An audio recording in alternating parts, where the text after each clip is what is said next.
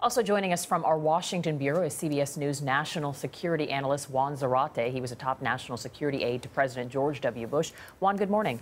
Good morning, Benita. So yesterday we heard the president, and he specifically didn't put direct blame on Putin. But I think the question a lot of people are wondering this morning is, could the rebels have done this without support from Russia? I think most of the evidence, and it's a circumstantial case that's building up, suggests that the rebels did not only do this, but had support from the Russians. They had been taking down transport planes and Ukrainian helicopters and jets over time. These appear to be Russian-made surface-to-air missiles. And certainly there is a degree of involvement from the Russians that the U.S. government has been talking about for some time in aiding the rebels. And so at a minimum, Russia has enabled and armed these separatists. Whether or not they were directly involved in this shootdown is really the question that people want answered. This doesn't seem to have damaged Putin at home, Juan, where he's more popular than ever. But, I mean, is this going to damage him, do you think, internationally? Absolutely, Anthony. I think what this does is it puts the conflict in a different scope. This internationalizes the conflict in a way that we haven't seen before.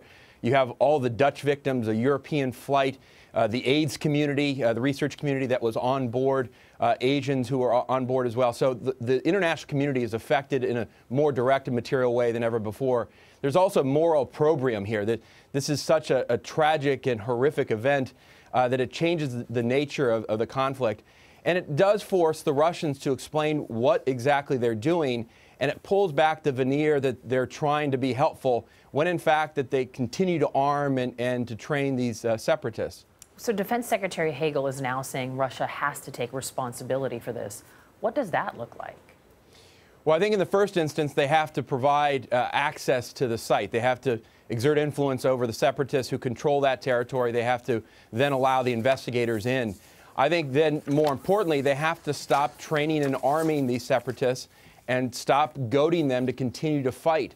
The Russians, in many ways, have been amplifying this conflict given their support, and so that has to stop.